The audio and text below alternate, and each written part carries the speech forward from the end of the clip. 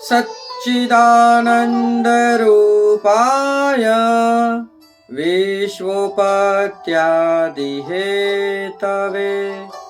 तापत्रय विनाशाय श्रीकृष्णाय वयं नमः। जय श्री कृष्ण। राधे राधे प्रियजनों, आज की उत्पन्ना एकादशी की आप सभी को खूब खूब मंगलमय बधाई और शुभकामनाएं। कहते हैं इस एकादशी का व्रत, इसका फल सहस्त्र यज्ञ करने के बराबर होता है। फलीभूत भी उस प्रकार होता है। यदि आप एकादशी एकदम एकनिष्ठ कर्तव्य से रहें तब किस प्रकार, तो आइए जानते हैं इसके बारे में कुछ रोचक तथ्य। एक समय धर्मराज युधिष्ठिर श्री कृष्ण भगवान से बोले कि हे प्रभु, आपने 26 एकादशियों की बात कही थी, कृपया पहली एकादशी जो उत्पन्ना के नाम से जानी जाती है बताइए, इसे कैसे करते हैं और इसका महात्म क्या है। भगवान श्री कृष्ण बोले यह हेमंत ऋतु में मार्गशीर्ष माह के कृष्ण पक्ष की एकादशी होती है। दशमी की शाम को रात्रि को दंत धावन कर लें और दशमी की रात को यदि हो सके तो अन्न का प्राशन ना करें। इसके अगले दिन सुबह ब्रह्म मुहूर्त में उठ के भगवान विष्णु का पूजन करें और इसी दिन एकादशी के दिन रात्रि को जागरण करें और भगवान का स्मरण, भजन, कीर्तन, सत्संग इनको अवश्य करें। भगवान ने इसके बारे में एक सुंदर कथा बताई है। कहते हैं सतयुग की यह घटना है कि एक बार एक भयानक दैत्य जिसका नाम था मुर, ये मुर देवताओं के ऊपर इसने आक्रमण किया। अब दैत्य था तो भैया इसके साथ तो बहुत सारे राक्षस भी थे। सारे राक्षसों ने देवताओं पर विजय प्राप्त कर ली और देवताओं को देवलोक से विहीन कर दिया, वहां से भगा दिया। सारे देवता त्राही त्राही करके पहुंचे भगवान भोलेनाथ के पास। उनसे कहा कि प्रभु, मूर नाम का राक्षस इस समय बहुत आतताई हो चुका है, उसने युद्ध में हम सबको परास्त करके और स्वर्ग पर अपना अधिकार प्राप्त कर लिया है, तो अब हम उससे कैसे विजयी हों। तब भगवान महादेव ने उन्हें आज्ञा दी कि तुम एक काम करो, भगवान विष्णु की शरण में जाओ, वह तुम्हें इससे मुक्त होने का मार्ग बताएंगे। तब भगवान कृष्ण, भगवान विष्णु देवताओं के साथ मुर नाम के दैत्य के साथ युद्ध करने के लिए देवलोक पधारे।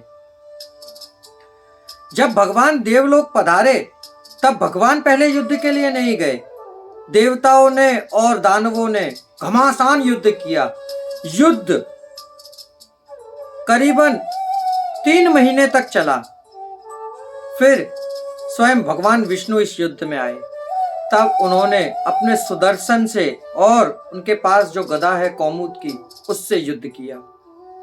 अब युद्ध करते करते 7 महीने बीत गए। धीरे धीरे 1 वर्ष हो गया। जब भगवान थक गए तब वह धरती लोक पर आए और एक गुफा के अंदर विश्राम करने लगे। जब विश्राम कर रहे थे तब मुर नाम का दैत्य उनके पीछे पीछे भागा और उस गुफा में आ गया। अब उसको यह पता थी कि भगवान विष्णु यदि जाग गए तो मेरा अंत निश्चित है। तब उसने क्या किया, सोते हुए भगवान विष्णु के ऊपर प्रहार करना चाहा, परंतु जैसे ही उसने प्रहार करना चाहा कि ऐसे ही एक तेज प्रभु के अंदर से प्रकट हुआ और उसमें से एक सुंदर कन्या प्रकट हुई। उस कन्या के साथ मुर नाम का दैत्य का युद्ध प्रारंभ हुआ। अब जब युद्ध हुआ तो उस कन्या से कोई युद्ध में जीत नहीं सकता। सारे दैत्यों को उस कन्या ने मार गिराया। सिर्फ एक मुर बचा था उस समय। मुर के साथ में बहुत युद्ध हुआ। जब मुर ने देखा कि मेरे सारे ही अस्त्र शस्त्र सब इसने विफल कर दिए हैं श्री राधे, तब द्वंद्व युद्ध पे आया। जब द्वंद्व युद्ध पे आया तब उस कन्या ने, देवी कन्या ने मुर को जोर से धक्का दिया। तब वह नीचे गिर के मूर्छावस्था में प्राप्त हुआ। फिर खड़ा हुआ। तब उस कन्या को बड़ा क्रोध आया, बहुत क्रोध आया। और जब उसको क्रोध आया तब उसने उस दैत्य को मार गिराया।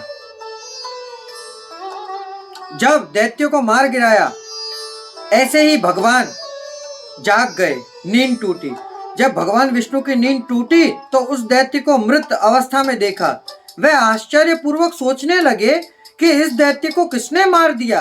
दैत्य का वध करने वाली कन्या ने जब उन्हें आश्चर्य में पड़े देखा तो हाथ जोड़कर बोली, भगवान, यह दैत्य आपको मारना चाहता था, तभी मैं आपके शरीर से उत्पन्न हुई और इसको मार दिया।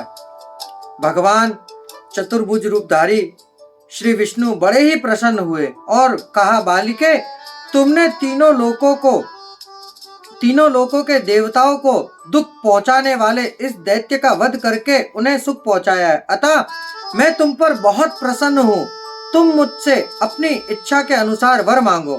कन्या बोली, प्रभु, मैं चाहती हूँ कि जो कोई मेरा व्रत करे उसके सभी पाप कट जाएं और अंत में स्वर्ग लोक में निवास करे।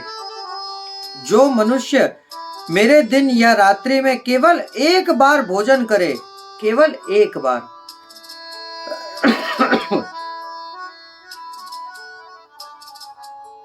उसे भी इस व्रत का आधा फल प्राप्त हो। उस कन्या की बात सुनकर विष्णु भगवान बोले, बालिके, आज मार्गशीर माह के कृष्ण पक्ष की 11वीं तिथि है। इस तिथि में जन्म लेने के कारण तुम्हारा नाम एकादशी होगा। साथ ही यह भी कि मेरे शरीर से उत्पन्न होने के कारण मार्गशीर मास के कृष्ण पक्ष की एकादशी का नाम आज से उत्पन्ना एकादशी के नाम से जानी जाओगी। जो तेरा व्रत करेंगे वे तेरे और मेरे दोनों के भक्त होंगे और संसार में सुख भोगकर स्वर्ग को प्राप्त करके अंत में मोक्ष को प्राप्त करेंगे।